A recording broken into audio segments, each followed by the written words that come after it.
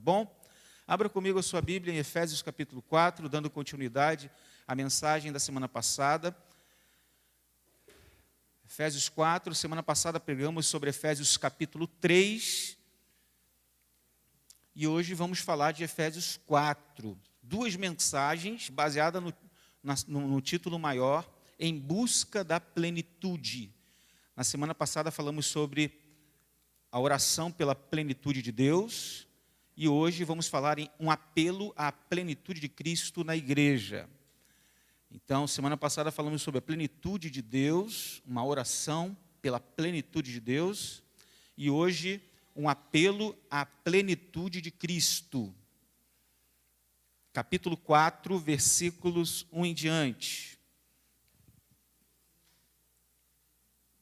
É uma sequência, na verdade, da mensagem da semana passada.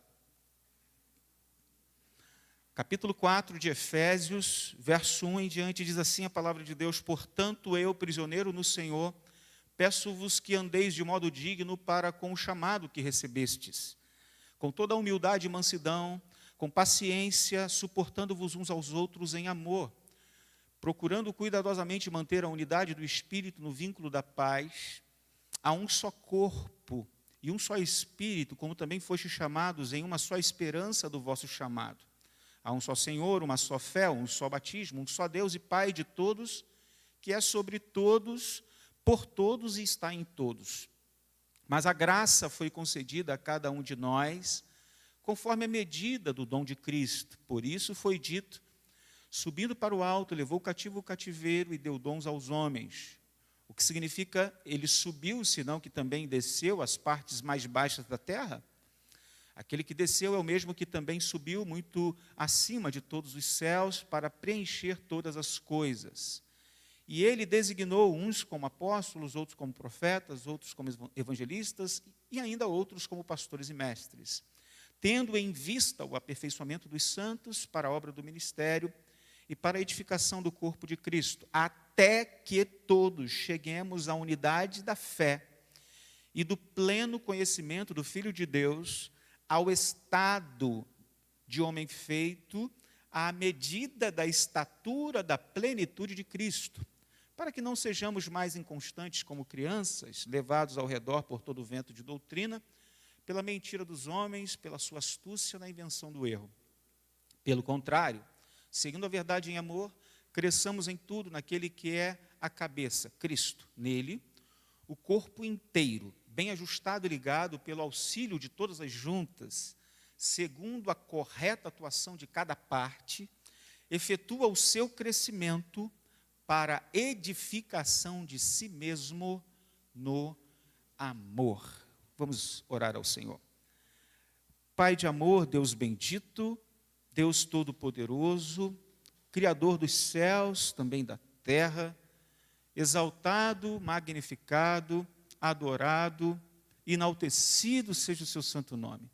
Estamos nesta noite aqui no culto de louvor, de adoração, de celebração, mas também, Senhor, estamos nesta noite num culto onde nós dedicamos um tempo a aprender a Tua palavra, a ouvir a Tua voz, a ouvir a pregação fiel das Escrituras, ouvir, ó Pai, a Tua mensagem, vinda do trono da Tua graça, através das Escrituras reveladas, que estão registradas na Bíblia. E nesta noite pedimos a Ti, que abra os nossos corações, prepara as nossas mentes. Ó Pai, tire todo o empecilho, toda a distração, tudo aquilo que venha tentar atrapalhar a Tua palavra de chegar à nossa mente e coração. Não nos deixe, Senhor, famintos, sedentos, não, mas que o Senhor venha tirar a nossa fome, matar a nossa sede nessa noite, e que possamos, Senhor, ser alimentados e edificados por Ti, no nome de Jesus. Nós aqui que estamos aqui no templo e aqueles que estão em casa nesta hora, possamos todos juntos ser, ó Pai, contemplados, servidos pela Tua bendita palavra, o pão do céu, que é Cristo e que é a palavra bíblica. Em nome de Jesus, nós oramos. Amém e amém. Uma das maiores necessidades da igreja é a unidade. É a unidade em meio à diversidade de pessoas, com seus dons, com suas habilidades, que promove, assim, a plenitude de Cristo na vida da igreja. E a gente vai ver hoje como que o apóstolo Paulo nos ensina essa verdade no trecho da carta aos Efésios, capítulo 4, verso 1, até o verso de número 16. O parágrafo que a gente leu, ele está dentro da última seção da carta de Paulo aos Efésios, que fala das mais elevadas exigências espirituais que são feitas à igreja como corpo unificado, santo e triunfante de Cristo. Essa é a parte prática da carta de Paulo aos Efésios. O versículo que resume muito bem essa temática, que se inicia aqui, é o primeiro verso do capítulo 4, que ensina que a vida cristã prática da igreja precisa ser coerente com o chamado que ela recebeu do alto. E esse verso, somado ao bloco de versos que a gente leu hoje, que vai até o versículo 16, que é o parágrafo que será pregado, a gente aprende nessa parte que a vida cristã prática da igreja precisa de coerência, porque cumpre as exigências mais elevadas espirituais feitas à igreja como corpo unificado, como corpo que precisa viver em unidade. Em outras palavras, a ênfase do parágrafo que a gente leu é a coletividade, é a unidade da igreja como corpo de Cristo. E parece que eu ouço a voz do apóstolo Paulo dizendo à igreja de Éfeso: enquanto estou preso aqui, pelo simples fato de servir ao Senhor, eu quero que vocês saiam, caminhem, andem, ou melhor, corram pelo caminho que Deus ordenou a vocês que vocês seguissem. Eu não quero que nenhum de vocês, fique de braços cruzados. Não saiam por aí por caminhos que levam a lugar nenhum, por atalhos, não. Percorram, andem de modo digno do chamado de vocês.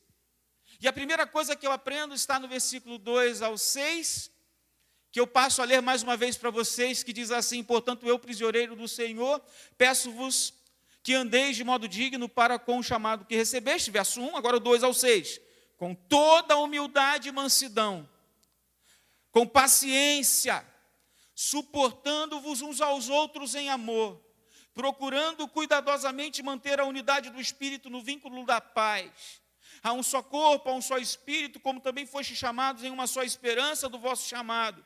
Há um só Senhor, há uma só fé, um só batismo, um só Deus e Pai de todos, que é sobre todos, por todos e está em todos. Primeira coisa que eu aprendo é que a igreja precisa de unidade.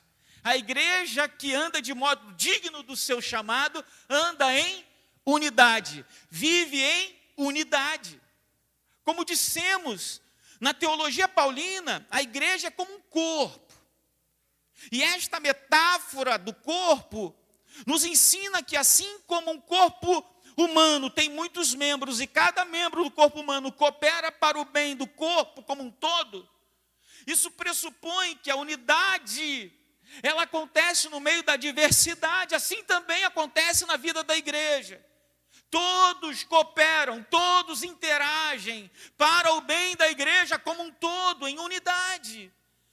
E aí eu pergunto, quais são as virtudes que favorecem a unidade, de que o corpo tanto necessita? E Paulo vai falar dessas qualidades, dessas virtudes do próprio Cristo, e que ele mesmo opera na vida daqueles que creem no seu nome em prol da unidade da igreja.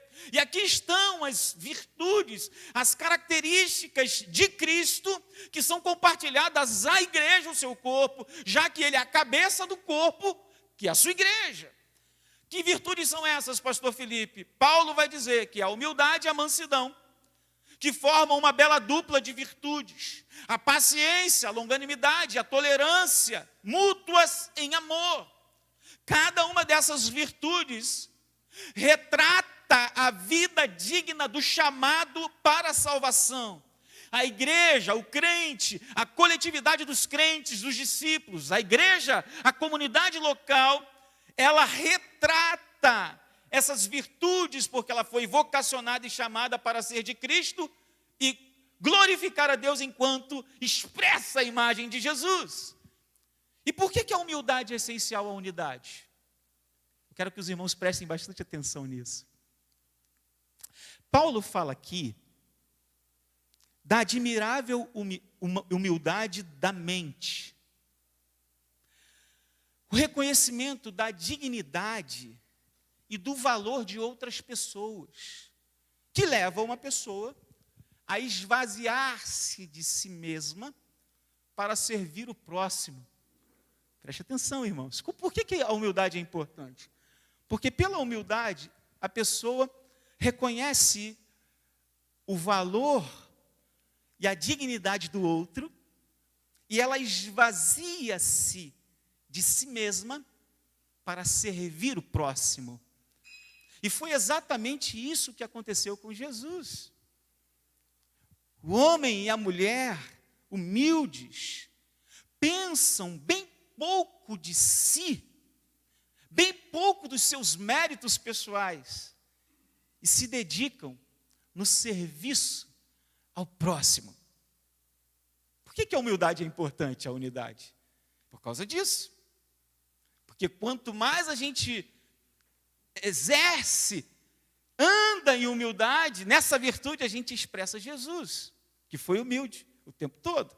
E a gente está só começando, daqui a pouco a gente vai aprofundar mais ainda. E por que a mansidão é importante e essencial à unidade? Paulo vai dizer aqui, porque a mansidão, irmãos, é a qualidade da moderação de espírito. Não é fraqueza, mansidão não é fraqueza, pelo contrário, é a suavidade dos fortes, cuja força está sob controle, sob domínio. Um homem e uma mulher mansos reivindicam bem pouco dos seus direitos pessoais. O homem e a mulher mansos buscam a paz e a concórdia. Está vendo que uma coisa vai sendo unida à outra? Tá. E o que isso tem a ver com Jesus? Jesus disse lá em Mateus 11, 29. Ele disse assim: vinde a mim todos vós que estáis cansados e sobrecarregados, que eu vos aliviarei. Aprendei de mim, que sou manso e humilde de coração, e encontrarei descanso para vossas almas. Quando a gente olha para Jesus, a gente aprende com Jesus a ser manso e humilde de coração, e a gente encontra descanso para as nossas almas.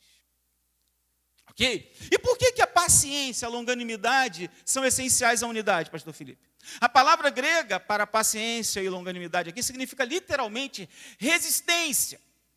E refere-se a uma paciência resoluta, que é uma consequência natural da humildade e da mansidão. A mansidão e a humildade promovem a paciência, a longanimidade. E essa virtude é que faz com que o crente aguente resilientemente as provocações feitas a eles.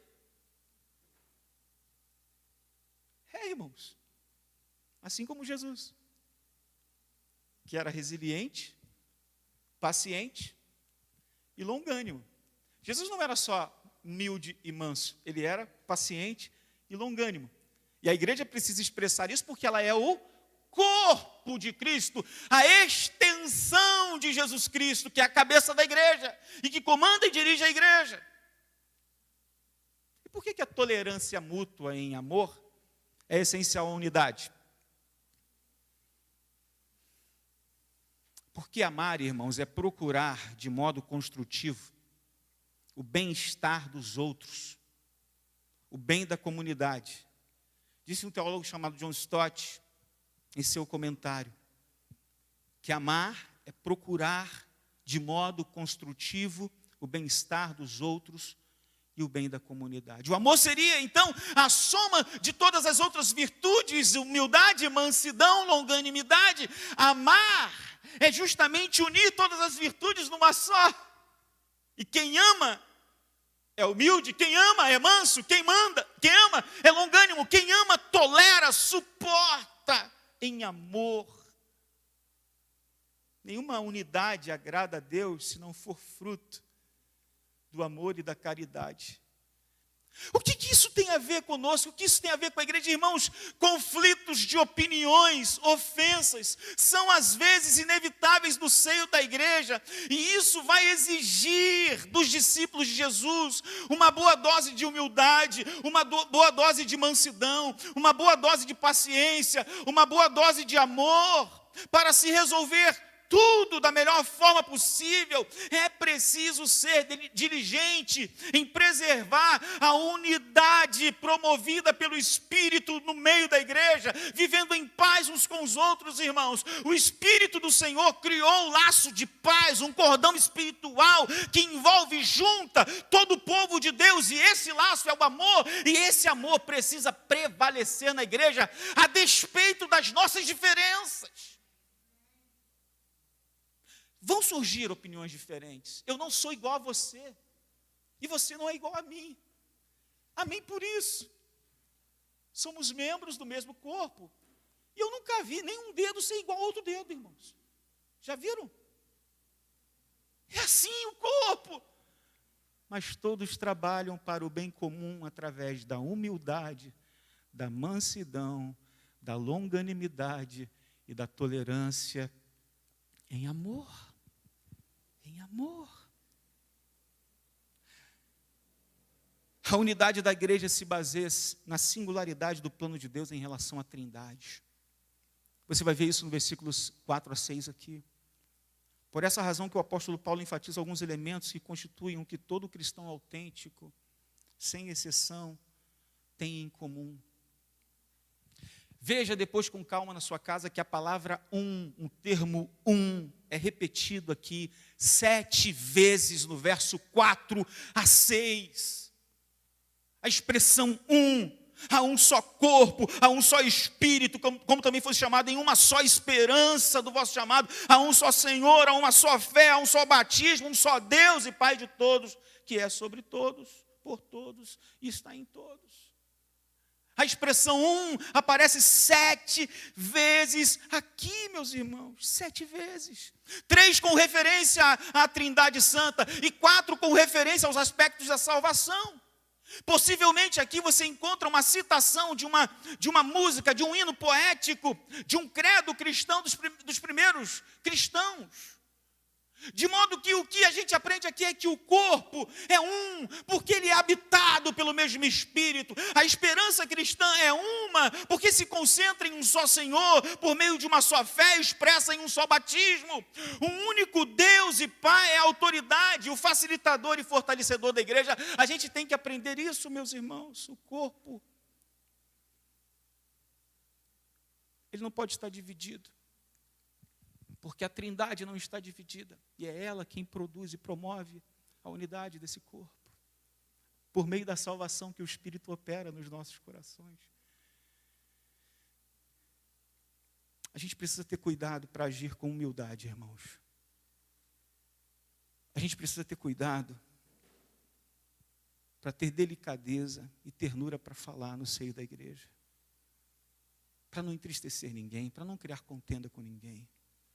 A gente tem que tomar muito cuidado para, sem desanimar, com disciplina, com constância, e dedicando-nos uns aos outros, em amor, considerando as diferenças entre nós, sempre estar disposto, sempre a resolver os problemas que poderão surgir.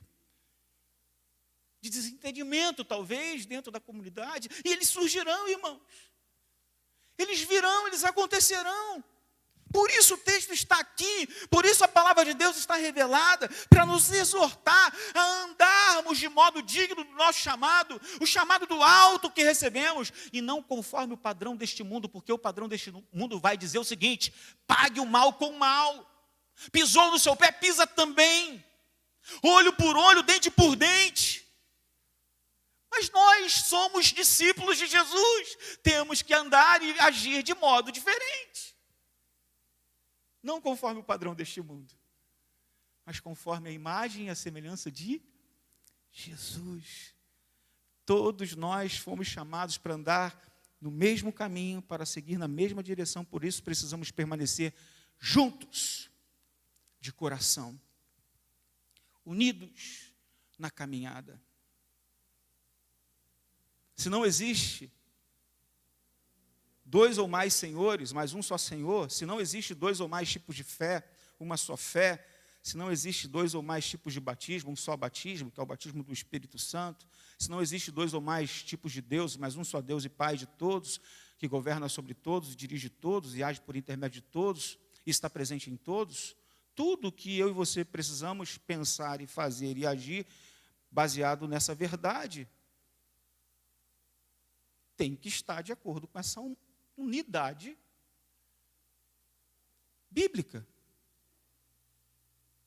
que é uma obra promovida pelo Espírito Santo na vida da igreja, que é o seu corpo.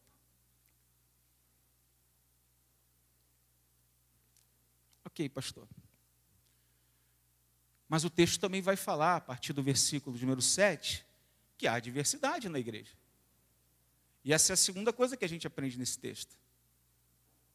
Que a gente tem que viver em unidade. Esse é o chamado para o qual fomos chamados, mas também a igreja precisa se beneficiar da diversidade.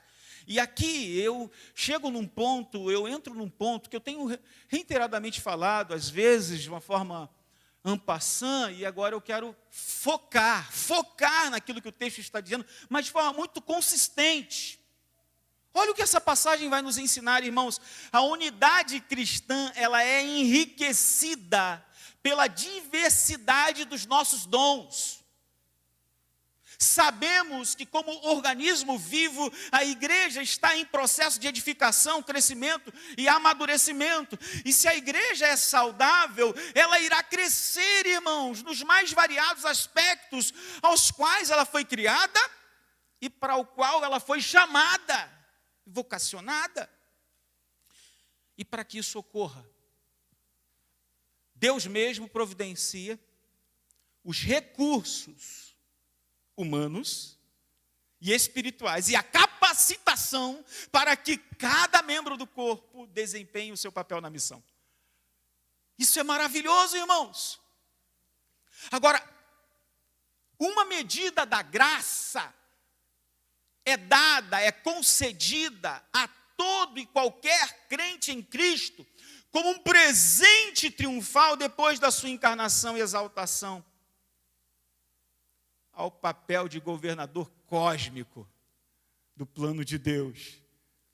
Esse é um texto um pouco confuso, que muita gente entra em parafuso quando lê, mas eu acho que a gente tem que simplificá-lo. E como pregador, meu papel não é jogar lama e dificultar a interpretação, pelo contrário, é facilitar. O que o texto vai dizer do versículo 7 ao 10? Que cada um salvo recebeu de Deus um dom espiritual, único, de acordo com a vontade e o desejo de Deus. E Paulo, usando o Salmo 68, como ilustração, ele faz alusão aos conquistadores do mundo antigo que tomavam cativos, depois de conquistarem, os despojos daqueles que eles conquistavam, e doavam, compartilhavam, dividiam com o seu próprio povo. Isso ilustra o que ocorreu depois que Jesus morreu e ressuscitou. Ele morreu, ressuscitou, e ao vencer Satanás e a morte, ele triunfa soberanamente, libertando os prisioneiros do pecado e depois distribuindo dons espirituais à vida daqueles que ele libertou. Cristo não só dá dons, mas ele prepara homens para o exercício desses dons. Indivíduos especialmente capacitados foram dados à igreja a fim de levá-la à maturidade, em serviço, levá-la à união, levá-la à estabilidade, levá-la ao crescimento sob a autoridade de Cristo. Enfim, a gente aprende nessa passagem que Cristo é quem capacita a sua igreja de todas as formas, e a principal forma delas Ouçam bem, irmãos. Eu vou repetir. Cristo capacita a sua igreja de todas as formas. E a principal forma com que Cristo capacita a igreja é que ele concede ministérios de liderança e ensino na igreja. É o que o texto vai dizer. Cristo concede ministérios de liderança e ensino na igreja. Indivíduos que são especialmente capacitados por Deus, que são presentes de Deus à igreja, presentes de Cristo à igreja. E ele vai elencar aqui apóstolos, para estabelecer a palavra como testemunhas oculares de Cristo, aquilo que está registrado na Bíblia, profetas, para revelar a vontade de Deus até então desconhecida, e encorajar e exortar a igreja, redarguir em justiça, está aqui escrito, evangelistas, que são aqueles que proclamam a mensagem da salvação em Cristo, e também pastores e mestres, que Deus usa para ensinar, para guiar, para cuidar do rebanho local de crentes.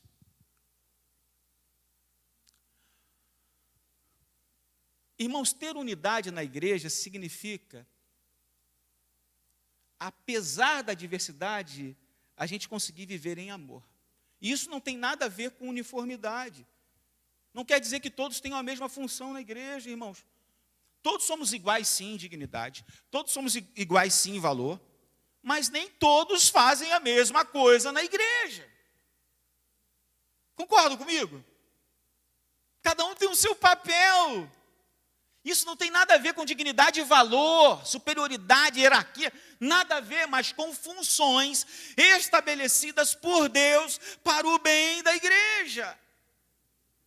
A verdade é que, pela graça generosa de Cristo, cada um de nós tem seu dom, tem a sua habilidade, conforme vimos. Cumprido as Escrituras, Cristo concedeu uns, a gente viu aqui, com dons de apóstolos, profetas, evangelistas, mestres e pastores e mestres. E aí eu queria dar um destaque a essa questão aqui. Deus usa a sua liderança, ministérios de liderança, para treinar a sua igreja, para que a igreja faça o seu serviço com maior qualidade, obedecendo à liderança de Deus através da liderança local, que também tem que ser uma liderança de qualidade, saudável, que conduz a igreja a uma vida prática de qualidade, a uma vida saudável. Irmãos, prestem bastante atenção nisso. Por que algumas igrejas não crescem? Por que algumas igrejas batem cabeça? Por que algumas igrejas só vivem conflitos? Porque poucos membros trabalham em prol do crescimento da igreja. Falta engajamento, falta unidade. Há alguns membros do corpo que estão enfermos, há alguns membros do corpo que estão atrofiados, nem todo mundo está trabalhando. Essa é uma resposta. Mas também vejo que uma das principais razões porque as pessoas não sabem respeitar a diversidade que Deus deu à igreja e principalmente a liderança que o Senhor estabeleceu na igreja. Por isso batem cabeça, por isso não crescem, fazem o que querem, não prestam satisfação ou dão nenhum tipo de satisfação à liderança. Não pode ser assim. Mark Dever diz o seguinte, olha o que Mark Dever diz: Deus chamou, há uma abrangência maior aqui, diáconos para servirem às necessidades materiais da igreja, e pastores para liderarem a igreja por meio da palavra, e também chamou os santos para se submeterem à liderança. Mas por que será que muitas pessoas hoje rejeitam o exercício da autoridade espiritual? Por que será que, infelizmente, nos nossos dias, a nossa geração parece não acreditar mais na liderança espiritual. Seria todo e qualquer tipo de autoridade uma coisa ruim? Seria todo e qualquer tipo de autoridade despotismo? Não é assim que a Bíblia ensina, irmãos. Eu penso que Deus, o mesmo Deus do primeiro século, continua sendo o mesmo Deus de toda a história da igreja, que vai separando homens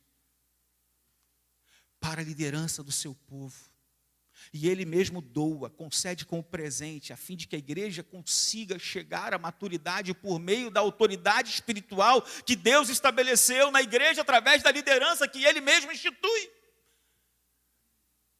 A dinâmica do reino de Deus, irmãos, é isso. Cristo capacita, Cristo presenteia a igreja com ministros da palavra, homens que alimentam, que cuidam o rebanho de Deus por meio dos estudos, da pregação, do aconselhamento, do discipulado. E estes, por sua vez, treinam santos para o ministério. O que se ressalta aqui, a meu ver, é que há um sacerdócio universal dos crentes. Obviamente, todos nós temos dons. Ninguém aqui está isento de dons. Todos receberam dons, todos irmãos, e todos os crentes têm igual acesso aos dons espirituais e ministérios de serviço que Deus dá, e são importantes nesse crescimento. Mas um povo sem liderança, irmãos, é um povo que não sabe para onde está indo. E aí eu lembro daquele gato da história da Alice no País das Maravilhas. Lembra do gato? A Alice perguntou para ele: para onde leva esse caminho aqui? Aí ele pergunta para ela: para onde você está indo? Eu não sei. E ele diz assim: então, para quem não sabe para onde está indo, qualquer lugar serve, qualquer caminho serve, qualquer direção serve. De modo que eu penso, irmãos, que Deus dá liderança para que a gente consiga seguir exatamente de acordo com a sua palavra e fazer exatamente aquilo que Ele nos chamou para fazer. Lideranças saudáveis, qualificadas, que Deus estabelece a sua igreja, de modo que, se nós estivermos preterindo essas lideranças, estaremos preterindo o próprio Deus. Se rejeitarmos o que Deus está fazendo, rejeitaremos o próprio Deus. O próprio Deus. Eu chego à última parte do nosso sermão, que, na minha opinião, é a parte maior, é a parte do ápice. Há uma progressão, há um crescimento nesse texto. E como na semana passada, a questão da plenitude de Deus, aqui a gente encontra a plenitude de Cristo. Versículo 12 e 16. Tendo em vista o aperfeiçoamento dos santos para a obra do ministério, para a edificação do corpo, até que todos cheguemos à unidade da fé e do pleno conhecimento do Filho de Deus, ao estado de homem feito, à medida da estatura da plenitude de Cristo, para que não sejamos mais inconstantes, como crianças, levados ao redor por todo o vento de doutrina, pela mentira dos homens, pela astúcia da invenção do erro. Pelo contrário, seguindo a verdade em amor, cresçamos em tudo naquele que é a cabeça, Cristo. Nele o corpo inteiro, bem ajustado e ligado, pelo auxílio de todas as juntas, segundo a correta atuação de cada parte, efetua o crescimento para a edificação de si mesmo no amor.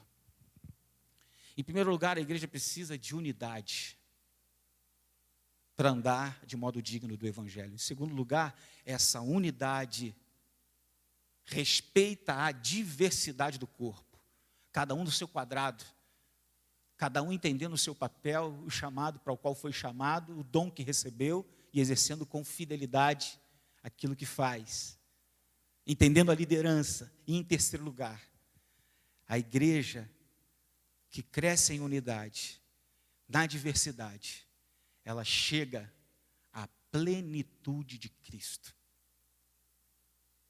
O serviço mútuo realizado pelos santos tem um alvo, E o alvo é a imagem de Cristo, é a plenitude de Cristo, ou seja, o propósito com que Deus dá dons, homens, liderança, dons a todos os cristãos, para que eles desenvolvam na igreja e cheguem então à maturidade.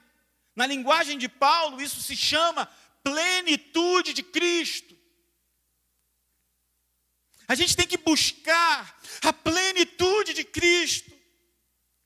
Esse deve ser o nosso alvo, irmãos e irmãs. Quando a igreja se desenvolve, a fim de que todo crente desempenhe o seu ministério designado, ela passa a desfrutar da unidade da fé, do pleno conhecimento do Filho de Deus, chegando a alcançar a perfeita varonilidade, a medida da estatura, da plenitude de Cristo, o pleroma de Cristo. Esta expressão, ela é usada metaforicamente para o corpo, para a coletividade, diferente da plenitude de Deus que fala da individualidade. Aqui a gente vê esse símbolo na coletividade, simbolizando aqui a plenitude da unidade dos fiéis em Cristo. A gente alcança essa estatura da plenitude quando há unidade, onde os cristãos já não são mais facilmente ludibriados por qualquer vento de doutrina. Não, irmãos.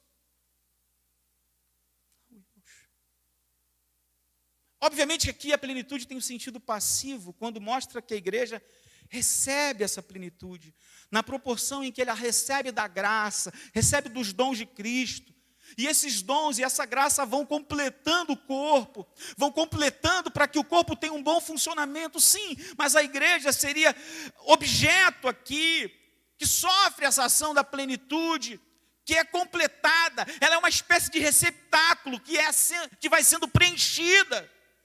Mas também há um sentido ativo da plenitude. Por isso que Paulo fala no início do texto, aqui do capítulo 4, andem de modo digno, esforcem-se por andar, corram, caminhem nesse caminho, porque quando vocês fizerem isso, vocês alcançarão a plenitude. É claro que é o Espírito de Deus, é o próprio Cristo que opera isso. Nós somos passivos, mas a gente precisa estar disposto para que isso aconteça, e não individualmente só, mas como igreja, buscando a unidade, buscando a concórdia, buscando a paz a cada dia.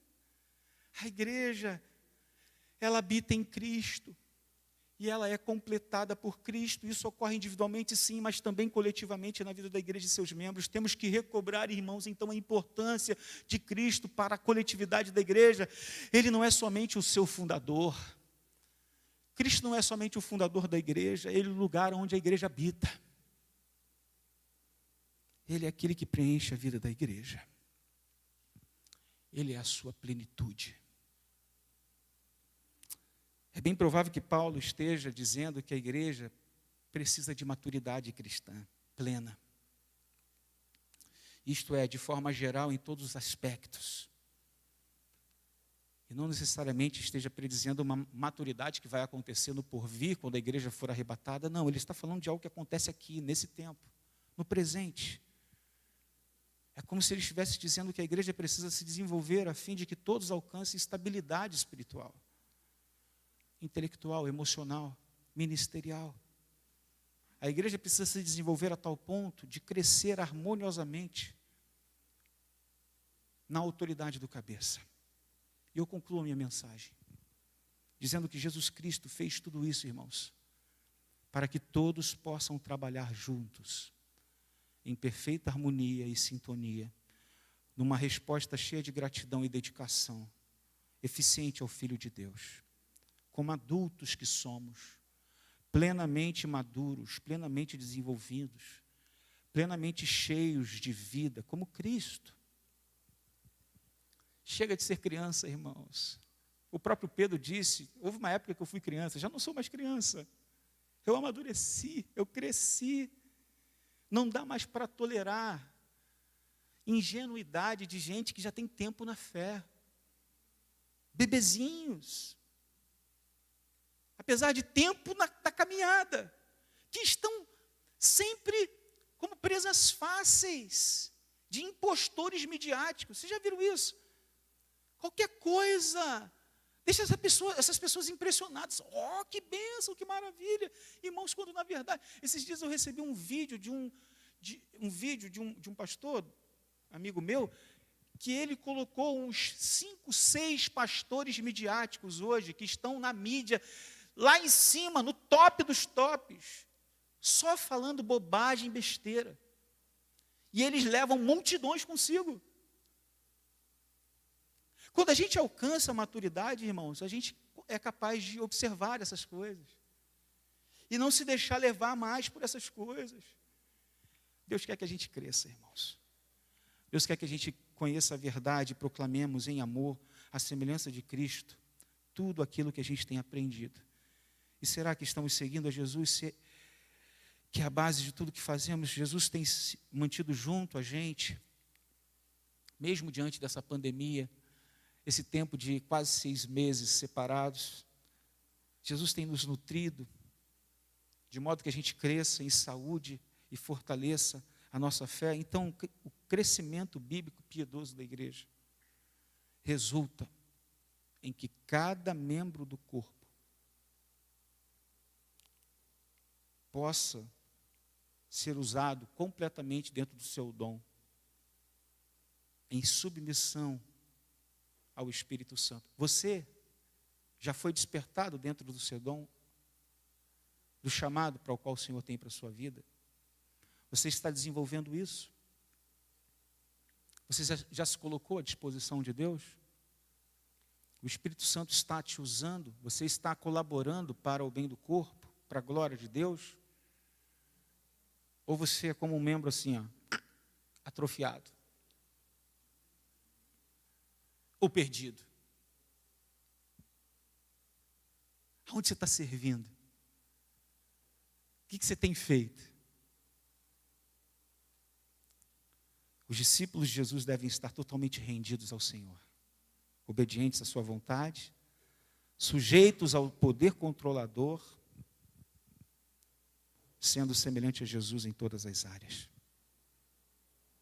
Cristo é a fonte que alimenta a igreja, o seu corpo, ajustando e unindo a todos nós para que cheguemos à plenitude da maturidade. Que o Senhor nessa noite possa fixar essas verdades no seu coração e que você possa sair daqui hoje desafiado, desafiada a não mais permanecer parado, parada, mas como o próprio texto pressupõe e exorta, andemos, caminhemos, corramos se for necessário, de modo digno do Evangelho para o qual fomos chamados. Isso é possível por meio dos dons que o Senhor mesmo concede à igreja, para a unidade da igreja, para levá-la à maturidade, à plenitude de Cristo. Feche os seus olhos. Querido Pai, nessa noite, Senhor, nós estudamos uma passagem bíblica que completou a passagem da semana passada, que falou sobre a plenitude de Deus e hoje falou sobre a plenitude de Cristo. Se na semana passada a gente aprendeu sobre o desenvolvimento, o crescimento, o amadurecimento, no que tange a individualidade, hoje aprendemos que esse amadurecimento, esse crescimento, essa maturidade precisa atingir a coletividade, a corporatividade da igreja, a igreja como um todo, como um corpo local. E o Senhor promove isso através da unidade que é promovida pelo Espírito Santo. O Senhor usa virtudes, humildade, mansidão, longanimidade, capacidade de suportar em amor. O Senhor nos lembra aquilo que acontece com a própria Trindade, da unidade da Trindade, Pai, Filho e Espírito Santo. e da unidade promovida através da salvação, por meio de uma só fé, um só batismo, uma só esperança. Ó Deus eterno, tudo isso o Senhor nos ensina também para nos dizer que o próprio Cristo, quando morreu e ressuscitou, ascendeu aos céus, Ele derramou sobre a vida da igreja dons para que a igreja pudesse exercer a sua diversidade e assim também cooperar para o bem de todo o corpo. E nós aprendemos tudo isso nesta noite, Deus. Não nos deixa confundidos, Deus. Que a gente possa sempre crescer nessas verdades, no conhecimento do Seu Filho, no conhecimento da igreja, no conhecimento dos Teus planos, e possamos estar inseridos neles. Respeitando aquilo que o Senhor mesmo estabelece, a liderança, e sabendo que cada membro recebeu um dom da Tua parte, Senhor, para servir, para ministrar ao outro, para efetuar o crescimento do outro, para somar com o outro. Juntos somamos o corpo do Senhor. Não permita que ninguém fique atrofiado, Senhor. Não permita que ninguém fique como criança sem crescer. Não permita que ninguém fique parado, mas que todos nós andemos segundo essa dignidade do Evangelho. No nome de Jesus.